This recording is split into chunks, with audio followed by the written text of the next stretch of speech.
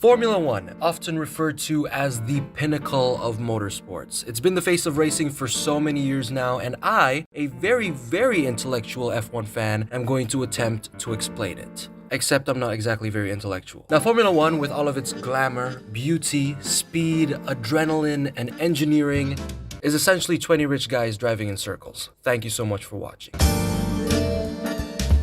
Nothing, just an incident. Now, of course, Formula One isn't just 20 millionaires driving in circles, but the circles are on crack, although, not gonna lie, it's kinda accurate. But you know, Formula One is so much more than that, and I'm going to bring you guys deep down the rabbit hole. Obviously, some of you are probably watching this because you want to try to get into Formula One, which is relatively pretty easy, as you can probably tell. But if you're already a diehard fan, okay, I kind of don't know why the hell you're still watching this video, but hey, you know, this video is gonna be one hell of a journey, so grab your popcorn, clear your tears away if you're a Ferrari fan, grab your Red Bull or your Monster Energy, and this is gonna be Formula One explained by an idiot.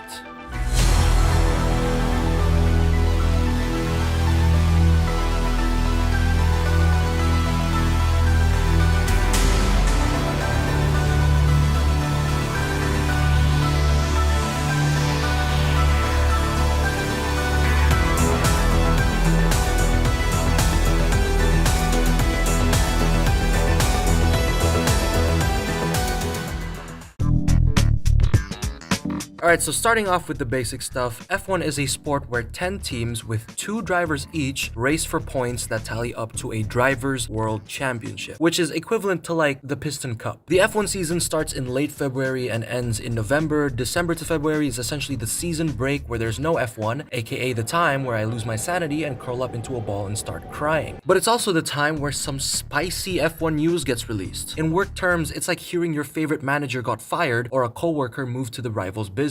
So there are 24 different races this year, and in each race, drivers essentially score points, and the one with the most points wins the championship. Points are only given to drivers who finish within the top 10, essentially saying skill issue to the other 10 drivers on the grid.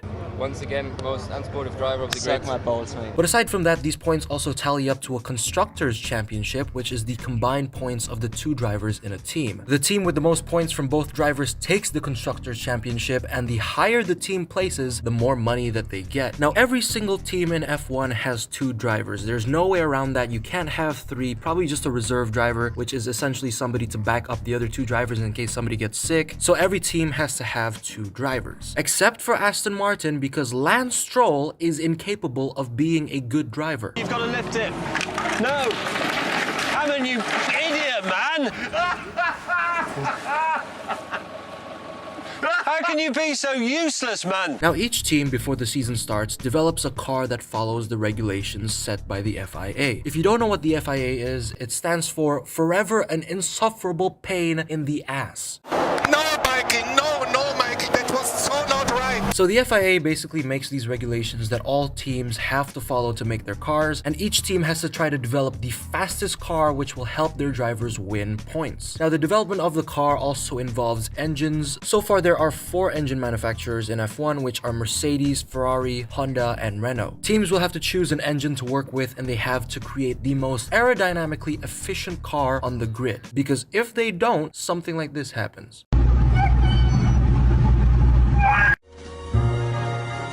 Alright guys, so ready up for me to nerd out. I'm straight up gonna look like this, and this time I'm gonna be speedrunning some F1 terms you need to know. Pretty much the ones you need to know to understand everything that I'm gonna say. Because if I don't include this part, I'll actually just sound like a professional yapper throughout the video. Okay, so here we go. Pole position. It's basically where a driver qualifies with the fastest time and starts first on the grid. Charles Leclerc is very familiar with that, but is incapable of winning from that position. Next is a podium. No, it's not the thing that Joe Biden stands on when he's trying to deliver a speech. Big emphasis on the word trying. America is a nation that can be defined in a single word. I was going to put Instead, a podium in F1 is where a driver finishes within the top 3, essentially second or third, as they get to stand on a podium after a race and potentially break another person's trophy. Another term is back markers. The teams or drivers that are all the way back of the competition. They're just there, all the way back there, which is something that Nikita Mazepin is very familiar with. Moving on, we have P1, P2, and P3. The P is for position, and the number after that is, well, it's kind of obvious. If you do not understand that, I swear to God, there is no hope for you to understand Formula 1. Pit stops are where drivers change their tires and you start to hear flies in your ears. And finally, DRS, which makes your car go faster as its rear wing opens, which allows for less drag. And it can only be active in the DRS zones of a racetrack. If you don't know what it stands for once again, then this video will certainly help you out. And then they start catching up, he'll be grateful. You know what DRS stands for, Noah? You're putting a good distance. Suck my dick. Alright, so now we have the race weekends. It's essentially the schedule of an F1 race, which takes place on Friday, Saturday, and Sunday. Friday is free practice, where drivers familiarize themselves with the track. Saturday is qualifying, which determines where you place on the grid. And Sunday is the race day. But not gonna lie, I'm kinda not really satisfied with that explanation. A more accurate way to put the race weekend is essentially Friday, everybody is delusional. Saturday, Ferrari fans are extremely happy. And on Sunday, Red Bull fans are extremely happy as we hear the Dutch national anthem for the 23rd time in a year. Oh, it's textbook stuff, Max. No, come on, stop this shit.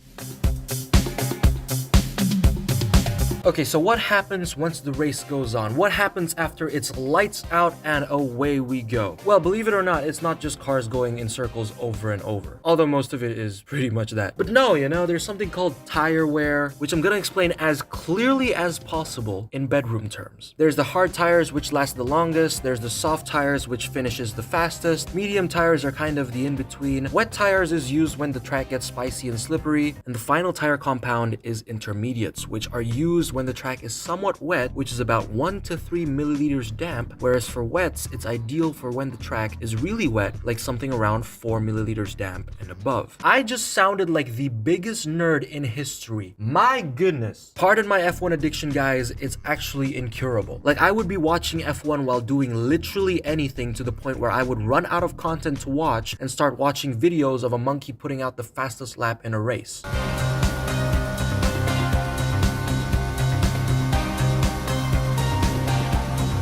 Anyways, we have pit stops. So this is where the teams switch out their tires in a race. Teams are required to pit at least once and change to a different tire compound. So once again, in bedroom terms, when you're hard and she's wet, you probably don't last as long as a pit stop, which is like sub 3 seconds. I have no idea if you guys understood that. But just as a rundown of what it's like when F1 teams pit, Red Bull's pit stops usually go like this,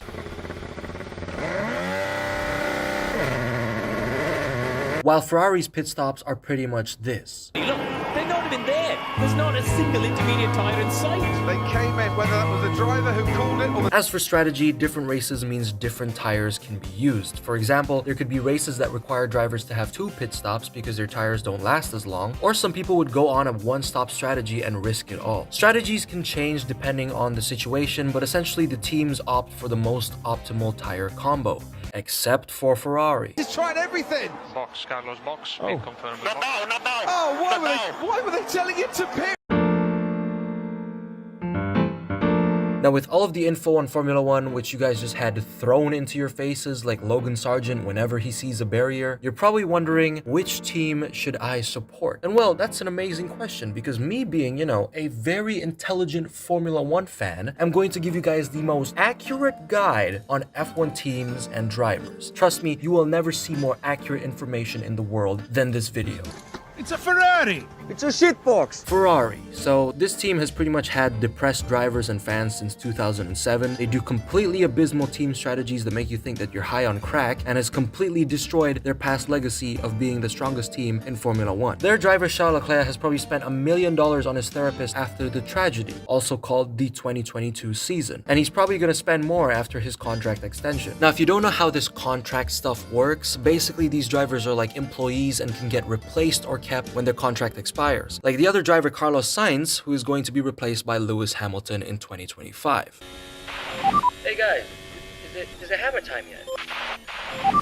Copy, we are checking. Change your car. You've got a problem. Change your f***ing car. Next up is Red Bull. Their theme song is pretty much the Dutch national anthem, or...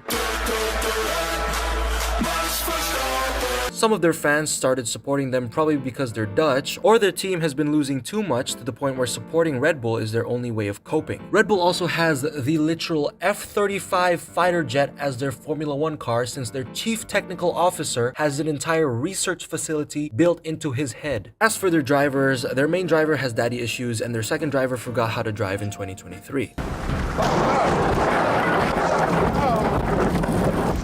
I've crashed it. I've crashed it almost immediately. No, Mikey, no, Mikey, that was so not right. As for Mercedes, their team principal has a deep hatred for headsets, and they used to dominate a couple years ago, but now they completely forgot how to build a car. Now, Mercedes fans are some of the funniest people out there, but also some of the most ungodly, annoying fans in the world. Particularly Team LH, aka Lewis Hamilton Glazers, still talking about him being 8-time world champion, which I do understand if you find the 2021 season controversial, but these guys are literally putting 8-time world champion literally everywhere. Like, I would see comments saying that Lewis is 8-time world champion in a YouTube video analyzing the Cars movie. Now, of course, I'm not going to target all of you Mercedes fans out there. There's some of you guys who are, actually normal. But to all of the Team LH fans out there, instead of yapping about how the FIA is racist, instead use that energy to pray that Lewis has a good therapist since he's going to Ferrari in 2025. Also, Mercedes' other driver, George Russell, has a crippling addiction of crashing into people. To the outside to cover off Carlos Sainz, trying to go wide, and there you go. George Russell just... He just fully turned into me. And radio check, please. I'm moving up and down, side to side, like a roller coaster. McLaren is basically the papaya team. They're orange and a team with a really rich history and a strong one as well, as long as we decide to ignore their, McLaren-Honda partnership. Overall, they're a strong powerhouse in F1 along with Mercedes, Ferrari, and Red Bull. As for their drivers, Lando Norris can't finish P1 probably until he's like 73 years old and is mentally incapable of saying anything normal in an interview. Man's had a good moustache. It might be that I'm not able to grow. While Oscar Piastri is really talented and so happy that he literally looks like this. Now, Alpine is what I call the schizophrenic team. Like, literally, these guys are fighting absolutely no one other than their own imaginations. They're just a team that's just there. They don't stand out, but if you like a car that's pink, like one of my friends who doesn't know jack about F1, then sure, you can definitely support them. Now, what about their drivers? How good are they? Well, all you need to know about them is that they're both French. Okay, on to the next team. Valtteri, it's James. Please abort the fastest lap attempt before the end of the lap. For Williams, money ruined their capability to keep up in recent times. They've had a rich history like the other big powerhouses. Williams used to be a backmarker team for a couple of years, but their comeback has been slow but strong. I could say the same for my academics. Actually, never mind, not really. I've actually been doing awful. I'm just deluding myself. Anyways, as for their drivers, Logan Sargent and Alex Albon, one of them doesn't know what a kilometer is, and the other one is very nice. That was honestly the best summary I could come up for these two. I'm gonna kill myself.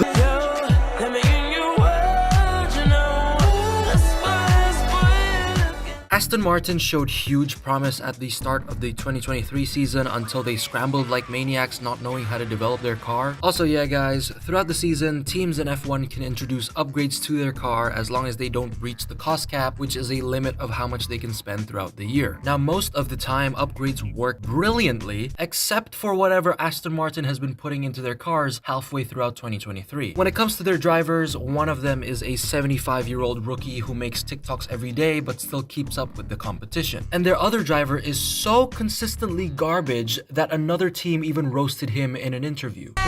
Dominating. All right, one more. This is like Alonso and Stroll. Are you having fun with this? You all right with this, guys? I fucking had enough of both of you. You let the fucking team down. Haas, Sauber, and the RB Formula 1 team. Now, these three are just there, It's really sad. They don't stand out. They're essentially the back markers. And when it comes to their drivers, one driver is allergic to finishing in the podiums. Another got his wife pregnant after getting pole position. This one is the type to get friend-zoned. The other guy is a Finnish Australian who posts pics of his butt online. Another dude is planning to open a restaurant but never does it despite having millions of dollars. And the final driver is a high-performance athlete. I'm a high-performance athlete. Athletes sweat. Sweat, baby. Sweat, sweat. Now, so far throughout the start of the video and until now, I've been saying that F1 is literally the pinnacle of motorsports. Apart from the Cars movie, of course. But what makes F1 so good? Well, it's the crashes and accidents, which usually go like this. Super soft rubber on. Now ready to attack. Wait, what's the problem? There's a wheel in the... So crashes and accidents in F1 are not just entertaining, but they can cause the track to be dangerous. And this results in flags being waved during a session. One of them is the yellow flag, flag, single ones which are usually waved when a car goes off track or a minor incident happens, while double yellow flags are for hazardous things. Next up is the red flag, which are for major incidents like Zhou Guanyu getting his car turned into a fidget spinner, Charles Leclerc crashing in Monaco for like the 50th time, and Sergio Perez in literally every race in 2023. Now there's also other flags like the blue flag, which warns slower cars that a faster one is approaching them. There's the black flag for a penalty warning or a disqualification, green flag which means that the race is on again, and finally the checkered flag where drivers decide the winner through a chess game after the race. That was a joke, in case you guys couldn't tell. Another amazing part of F1 are the team radios, which my boy Fernando Alonso here is known for some iconic ones like these. Mate, I have no brakes, no tires. We are out of the points. I mean, we try to do whatever, but I don't care too much. Don't forget that there's also Kimi Räikkönen, who talks more on the radio than he does anywhere else. Quite famous by you two. Yeah. Anyway. Hey! Steering wheel, somebody tell him to give it to me. Come on! In F1, there's also rivalries like Charles and Max throughout the start of the 2022 season until Ferrari completely destroyed Charles's mental health. There's also the iconic 2021 season, which also had a rivalry between Max and Lewis, where these two were so attracted to each other in the race that the FIA almost gave them a penalty for public display of affection. Alright, so next up are the rules, which are made by the FIA, who decide on who gets punished when they break the rules. And well, they are known for some pretty controversial decisions, which really just explains the forever and insufferable pain in the ass. But anyways, here's me speedrunning some of the most important rules in F1. So track limits. If four wheels of your car gets off the white lines of a track, they blow you up. If you're speeding in the pit lane, you're going too fast, they blow you up. Overtaking rules, you kiss another car, they blow you up. And lastly, the final and most important rule, if you're Romain Grosjean, you actually blow up. Okay, let's go and get him. Yeah, I have it printed out. Alright, so the next aspect of Formula One are its team principals. Now these guys are pretty much the leader of their teams and are the people who are guiding them to victory. Now the team principal of Mercedes, Toto Wolff, is known for printing things out, and he's pretty much a mafia boss turned into Pookie Bear in recent seasons. Die funktionieren im Moment nicht. That's harassment. Next up is Christian Horner, the team principal of Red Bull. He got unbelievably roasted by Martin Brundle. Shame you're too old to have driven here, really. I am too old to have driven here, but you would have liked it. Yeah. Shame you wasn't fast enough to get to Formula One. And there's also the team principal of Aston Martin, Mike Crack. I'm not gonna say anything about his name. Next up is James Vowles, who still gives severe nightmares to Valtteri Bottas. It is really doing this. Valtteri, it's James. Please abort the fastest lap attempt before the end of the lap. Next is Andrea Stella, the team principal for McLaren. I honestly didn't even know this guy was team principal. Like, I still think it's Pookie Bear Zach Brown because, like, he's just 10 times more entertaining despite him being cringy in some certain moments. Abbiamo fatto noi.